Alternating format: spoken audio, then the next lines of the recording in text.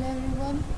सो आज अब मैं जो वीडियो अपलोड करने जा रही हूँ वो वीडियो है आर्टिकल 12 के ऊपर। आर्टिकल 12 शुरू करने से पहले मैं आपको बताना चाहूँगी कि जो हमारे फंडामेंटल राइट्स हैं वो हमारे एक तरीके से आर्टिकल 12 से ही शुरू होते हैं। आर्टिकल 12 जो है वो हमारी मेनली बात करता है कि स्टेट क्या होता है। फंडामेंटल राइट्स जैसे कि मैंने पहले भी बताया था कि फंडामेंटल राइट्स वो राइट्स होते हैं जो सिटीजन्स को दिए जाते हैं कि जिससे कि वो अपना डेवलपमेंट वगैरह कर सके। फंडामेंटल राइट्स प्रोवाइड करना बहुत ज़रूरी होता है। वो ज़रूरी इसलिए होता है क्योंकि ये बोला जाता है कि अगर एक स्टेट के अंदर सिटीजन्स रह रहे हैं और उन्हें राइट्स वगैरह प्रोवाइड कराए जा रहे हैं तो वो उनकी डेवलपमेंट के लिए दिए जा रहे हैं। अगर सिटीजन्स पे सिर्फ रिस्ट्रिक्शंस ही होंगी, उन्हें कुछ फ्रीडम्स नहीं मिलेंगे तो फिर कहीं ना कहीं वो अपना डेवलपमेंट नहीं कर सकते। तो एक स्टेट के अंदर डेवलपमेंट करवाने के लिए सिटीजन को फंडामेंटल राइट्स वगैरह हमें प्रोवाइड करवाते रहना चाहिए। तो हमारा सबसे पहला आर्टिकल है आर्टिकल 12। आर्टिकल 12 हमारा बात करता है कि एक स्टेट क्या होता है। सबसे पहले हम बात करेंगे कि जो हमारे फंडामेंटल राइट्स होते हैं वो ग्रुप ऑफ राइट्स होते हैं। फंडामेंटल राइट्स जो होते हैं वो हमारे ग्रुप ऑफ राइट्स होते हैं जो सिटीजन्स को दिए जाते हैं। ये एक तरह की गारंटी होती है जो सिटीजन्स को दी जाती है एक नेशन या एक स्टेट के थ्रू कि आपको फंडामेंटल राइट्स दिए जा रहे हैं, आप उनको एंजॉय करें अच्छे तरीके से। जो फंडामेंटल राइट्स हैं वो पार्ट 3 में बता रखे हैं इंडियन कॉन्स्टिट्यूशन के। ये 1 मार्क से अकॉर्डिंग इम्पॉर्टेंट है कि हमारे फंडामेंटल राइट्स कॉन्स्टिट्यूशन के पार्ट 3 में आते हैं। ये जो राइट्स होते हैं ये यूनिवर्सली हर सिटीज़न पे अप्लाई किए जाते हैं, चाहे वो पूरे स्टेट के अंदर कहीं भी रह रहा हो, उससे कोई फ़र्क नहीं पड़ेगा, उसे इक्वल राइट्स दिए जाएंगे। ये जो राइट्स होते हैं इनको लॉ के थ्रू रिकॉग्नाइज भी किया जा सकता है। इनको प्रोटेक्ट करने के लिए हम कोर्ट में भी जा सकते हैं। अगर कोई स्टेट मतलब कोई गवर्नमेंट या कोई इंडिविजुअल हमारे राइट्स को वॉयलेट करने की कोशिश करता है तो फिर हम कोर्ट्स में जा सकते हैं। जो फंडामेंटल राइट्स होते हैं वो किसी इंडिविजुअल के अगेंस्ट इन्फोर्स नहीं हो सकते, किसी प्राइवेट इंडिविजुअल के अगेंस्ट भी नहीं हो सकते। मेनली तो फंडामेंटल राइट्स अगर कोई हमारे वॉयलेट करता है तो हम गवर्नमेंट के अगेंस्ट रहते हैं, क्योंकि ये बोला जाता है कि जो फंडामेंटल राइट्स होते हैं वो हमें स्टेट ही प्रोवाइड करता है। अगर उसका कहीं पे एक्सप्लॉयटेशन हो रहा है तो फिर वहाँ पे भी हम स्टेट को ही जिम्मेदार मानेंगे। जो हमारे फंडामेंटल राइट्स होते हैं वो सिटीजन्स को इसलिए दिए जाते हैं कि वो स्टेट से इन्हें क्लेम कर सकें, अपना डेवलपमेंट्स वगैरह कर सकते हैं। वही बात मैंने बताई कि अगर हमें फंडामेंटल राइट्स प्रोवाइड नहीं किए जा रहे तो हम स्टेट को जाके बोल सकते हैं कि हमें हमारे फंडामेंटल राइट्स दे दें। अगर कोई इंडिविजुअल के पास जाके हम ये नहीं बोल सकते कि हमें हमारे फंडामेंटल राइट्स दो।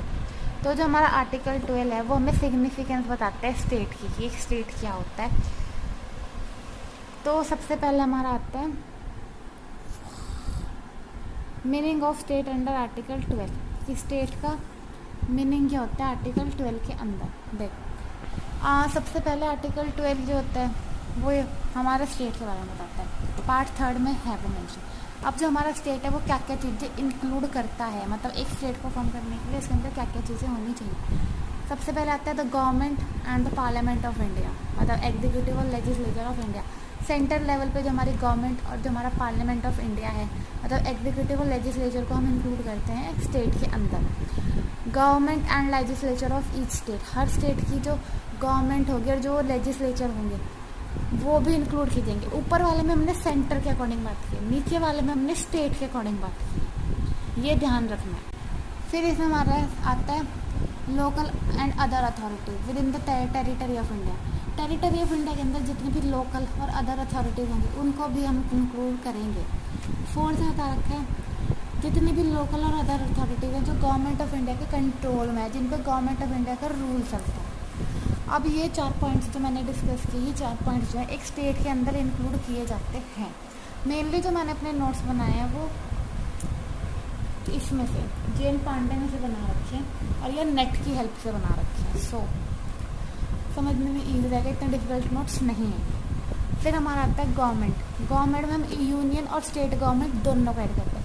हमारी कंट्री में सिर्फ 2 तरह की गवर्नमेंट है, सेंट्रल गवर्नमेंट और state government, union and state. Union को ही हम सेंटर भी बोलते हैं। फिर हमारा इसमें पार्लियामेंट और स्टेट लेजिस्लेचर आता है। पार्लियामेंट कहता है, पार्लियामेंट का मतलब होता है जहाँ पे प्रेसिडेंट ऑफ इंडिया होता है, लोअर हाउस होता है पार्लियामेंट का जिसे हम लोकसभा बोलते हैं, और यहाँ पे अपर हाउस भी होता है जिसको हम राज्यसभा बोलते हैं। ये चीज़ें हमारी इंक्लूड होते हैं पार्लियामेंट में। पहली थी प्रेसिडेंट, दूसरी थी लोअर हाउस मतलब लोकसभा, तीसरी थी अपर हाउस मतलब राज्यसभा। फिर हमारा आता है एग्जीक्यूटिव। एग्जीक्यूटिव भी एक ऐसा ऑर्गन माना जाता है गवर्नमेंट के अंदर कि इसका क्या काम होता है, जो लेजिस्लेचर ने लॉज वगैरह पास कर दिए उन लॉज वगैरह को अच्छे से फंक्शनिंग कराने का काम एग्जीक्यूटिव का।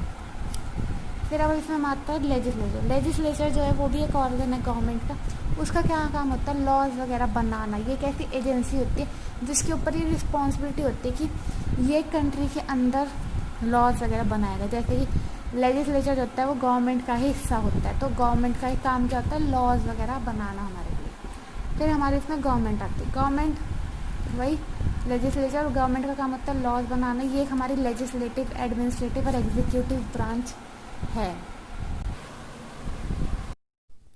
ठीक है, तो अब हमारा अगला आता है स्टेट लेजिस्लेचर की। स्टेट लेजिस्लेचर हमारा क्या होता है, ठीक है।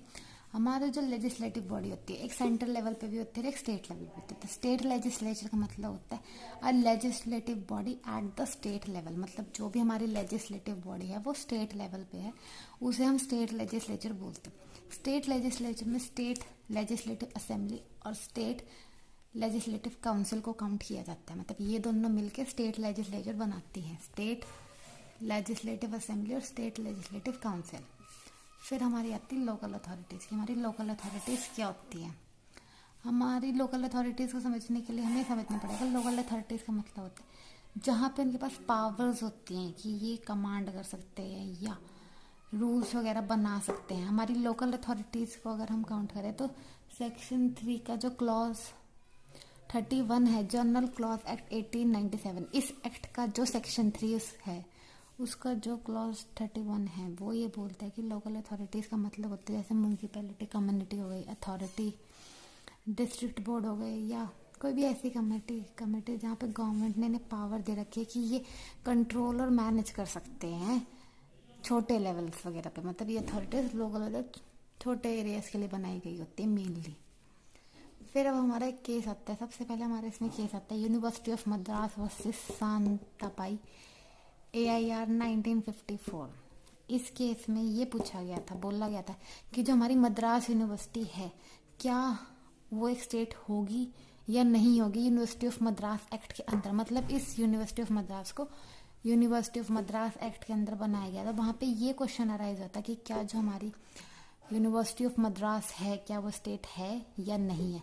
तो यहाँ पे जो जजेस थे उन्होंने ये कहा था कि जजेस ने यहाँ पे ये कहा था कि जो अथॉरिटीज़ हैं, जो अथॉरिटीज़ वो डिफाइन किया गया सेक्शन 12 में, वो अगर एकदम जेनरस नेचर की होंगी। ये डॉक्ट्राइन इस केस के अंदर आई थी, ये याद रखने की चीज़ है कि इस केस के अंदर कौन सी डॉक्ट्राइन आई थी या लैटिन वर्ड आया था, तो वो ये लैटिन वर्ड था जो इस केस के अंदर इंट्रोड्यूस किया था, एडजस्ट जेनरस। इसमें बोला, इसका मतलब होता है ऑफ द सेम काइंड। मतलब कि जैसे कि हम एग्जांपल लें, जो कार, बस, बाइक, ये सब सेम नेचर की हैं। तो यहाँ पे ये बोला गया था, इस लैटिन वर्ड का मतलब था कि आर्टिकल 12 में जो ये बात बोली गई थी कि अगर कोई भी गवर्नमेंट या अगर कोई भी गवर्नमेंट नेचर की होगी, सॉवरेन नेचर की होगी, तो उस चीज़ को हम एक स्टेट में इंक्लूड करेंगे। तो जजेस ने ये बोला था कि आर्टिकल 12 जो होता है उसकी जो पहली 3 डेफिनेशंस हैं, मतलब कि एक ऑर्गेनाइजेशन गवर्नमेंटल और सॉवरेन नेचर की होनी चाहिए। अगर ऐसे फीचर्स उसमें मिलेंगे तो वो एक स्टेट काउंट में की जाएगी, वरना वो स्टेट में काउंट नहीं की जाएगी।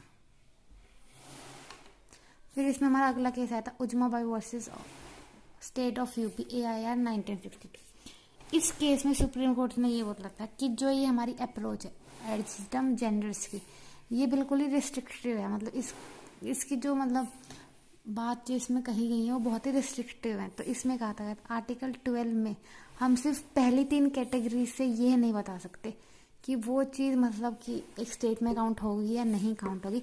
तो ये जो लैटिन वर्ड था जो हमारा इंट्रोड्यूस किया गया था, उसे बिल्कुल इस अप्रोच को अनएक्सपेक्टेड कर देगा। मतलब इसे एक्सेप्ट नहीं किया गया इस केस के अंदर। फिर हमारा अगला केस आता है Rajasthan electricity board versus Mohanlal AIR 1967। इस वाले केस में ये बोला गया कि जो सुप्रीम कोर्ट था उन्होंने एक नई क्राइटेरिया बनाया, कैटेगरी बनाई। उन्होंने कैटेगरी बनाई, अगर कोई भी बॉडी जिसको किसी लॉ या कॉन्स्टिट्यूशन के अंदर क्रिएट किया गया है और उस बॉडी के पास बहुत सारी पावर्स हैं जो हमारे फंडामेंटल राइट्स को इस तरीके से अफेक्ट कर सकती हैं, तो अगर किसी बॉडी के पास इतनी सारी पावर्स होंगी तो नेसेसरी है कि वो इतनी क्वालिफाइड है कि हम उसे स्टेट में काउंट करेंगे। तो इस अप्रोच के अकॉर्डिंग ये बोला गया था कि यूनिवर्सिटीज भी स्टेट हो सकती।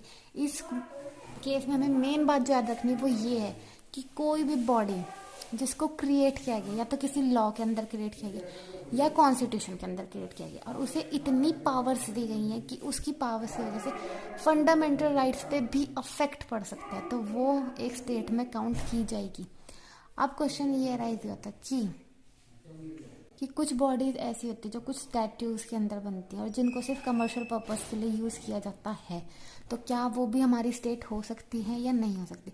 तो इस क्वेश्चन को आंसर करने के लिए हमारा जो नेक्स्ट केस आया था वो था सुखदेव वर्सेस भगत राम AIR। अब हमारा जो नेक्स्ट केस मतलब जो केस हमारा है सुखदेव वर्सेस भगत राम AIR 1975, इस केस में ना यही क्वेश्चन उठा था कि जो हमारी कुछ बॉडीज होती है जो किसी स्टैचू या किसी स्पेशल एक्ट के अंदर वगैरह बनाई जाती हैं, पर वो जब बनाई जाती है तो उनका मेन पर्पज सिर्फ कमर्शियल पर्पसेस के लिए होती हैं। वो बॉडीज कुछ ऐसी होती हैं, तो क्या उन्हें भी हम स्टेट में काउंट करेंगे कि नहीं करेंगे। तो सुप्रीम कोर्ट ने इसमें ये कहा था कि जैसे हमारी कुछ बॉडीज हैं ONGC, LIC, IFC, तो इनका काम मेनली कमर्शियल पर्पज के लिए, और ये कुछ स्पेशल स्टैट्यूज मतलब स्पेशल एक्ट्स वगैरह के अंदर बनी हुई हैं, तो इन्हें भी हम स्टेट में काउंट करेंगे क्योंकि अदर अथॉरिटीज में काउंट होती हैं हमारी। फिर अब हमारा केस आता है RD Shetty versus international airport authority वाला केस। इसमें ये होता है कि जो एयरपोर्ट अथॉरिटी थी वो एक टेंडर के अंडर बनी थी जिसमें बहुत सारे लोगों ने टेंडर में अप्लाई किया था। तो RD शेट्टी करके एक आदमी था जिसने भी अप्लाई किया था, तो कुछ डिस्क्रिमिनेटरी रीजन की वजह से उसका जो टेंडर है वो एक्सेप्ट नहीं हुआ। तो RD शेट्टी ने केस फाइल किया फंडामेंटल राइट्स के इन्फ्रिंचमेंट का, किसके फंडामेंटल राइट्स का वॉयलेशन हुआ है। तो यहाँ पे ये क्वेश्चन अराइज है कि जो एयरपोर्ट है क्या वो स्टेट है, और अगर वो स्टेट नहीं है तो क्या वो किसी के फंडामेंटल राइट्स को इन्फ्रिंच कर सकती है, क्योंकि ये माना जाता है कि अगर हमारे फंडामेंटल राइट्स को इन्फ्रिंच किया गया था हम वहाँ पे स्टेट के अगेंस्ट जा सकते हैं। तो कोर्ट ने बोला कि जो इंटरनेशनल एयरपोर्ट अथॉरिटी है वो एक एयरपोर्ट अथॉरिटी एक्ट के अंदर बनाई गई जिसको पार्लियामेंट ने पास किया था। सेंट्रल गवर्नमेंट ने उसे बहुत सारी पावर्स दी एक्सरसाइज करने के लिए।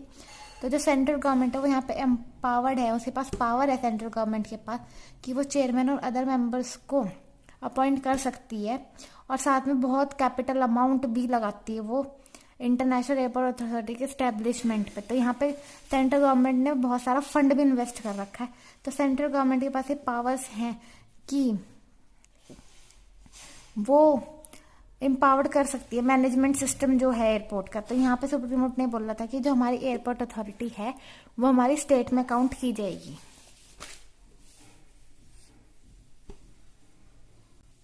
फिर इसमें हमारा नेक्स्ट केस आया था सोम प्रकाश वर्सेस यूनियन ऑफ इंडिया वाला। इस केस में ये पूछा गया था, सुप्रीम कोर्ट ने बोला था कि जो भारत पेट्रोलियम है वो किसी भी कंपनीज एक्ट के अंदर नहीं बनी है। तो यहाँ पे ये बोला गया था कि इसको भी हम एक स्टेट के अंदर काउंट करेंगे। इस केस में ये 5 क्राइटेरिया बताए गए थे जिसके अंदर हम एक अथॉरिटी या बॉडी को स्टेट या स्टेट नहीं बना सकते, जहाँ पे फाइनेंशियल रिसोर्सेज वगैरह लगाए गए हो, फाइनेंशियल करेक्टर प्ले कर रही हो गवर्नमेंट, या फिर वहां पे कोई ऐसा एलिमेंट हो कि वहां पे वो कमांड वगैरह कर सकती है, या उसकी जो हिस्ट्री है वो ऐसी रही हो कि मतलब उसे हिस्ट्री में गवर्नमेंट ने बनाया हो। तो अगर ये 5 क्राइटेरिया फुलफिल होते हैं तो एक बॉडी स्टेट में काउंट की जा सकती है। अब हमारा अगला केस आता है अजय हसन वर्सेस खालिद मोहम्मद। इस केस में बात बोली गई थी, इस केस में ऐड किया था जो भी सोसाइटीज वगैरह होती है अगर वो सोसाइटी रजिस्ट्रेशन एक्ट के अंदर रजिस्टर करी गई हैं तो वो भी हमारी स्टेट मानी जाएंगी आर्टिकल 12 के अंदर। फिर जो हमारा नेक्स्ट केस है SM इलियास वर्सेस ICAR, इसमें भी यही बोला गया था कि जो हमारी Indian council of agriculture research है वो भी हमारी स्टेट है आर्टिकल 12 के अंदर। फिर हमारा अगला केस आता है तेजकर वसंती वर्सेस यूनियन ऑफ इंडिया वाले, इसमें ये हेल्ड किया गया था कि जो institution of constitutional and parliamentary studies है, क्या वो एक स्टेट होगा या नहीं होगा। तो यहाँ पे ये बोला गया था अगर वो सोसाइटी रजिस्ट्रेशन एक्ट 1860 की है तो वो स्टेट के अंदर काउंट नहीं की जाएगी। फिर हमारा नेक्स्ट केस आता है चंद्रमोहन खन्ना वर्सेस एनसीईआरटी। अब इसमें ये केस अराइज आता है कि जो हमारी एनसीईआरटी क्या वो स्टेट होगी आर्टिकल 12 के अंदर या नहीं होगी।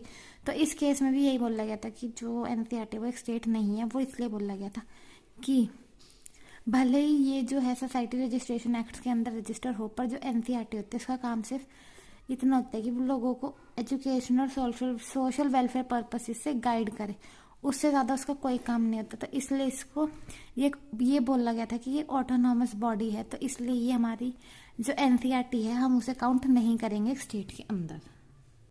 सो ये हमारा आर्टिकल 12 था, ये यहीं पे ख़त्म होता है। आर्टिकल 12 में मेनली यही इंपॉर्टेंट होता है मेरे अकॉर्डिंग तो, कि जहाँ पे हमें पता हो कि कौन सी जो बॉडीज़ या ऑर्गेनाइजेशन है जिनको हम स्टेट में काउंट कर सकते हैं नहीं कर सकते हैं। सो अब मेरी जो नेक्स्ट वीडियो होगी वो आर्टिकल 13 के ऊपर होगी। आई होप सबको समझ में आए। अगर कोई भी प्रॉब्लम्स हो तो आप इनबॉक्स में मैसेज कर सकते हैं। Thank you.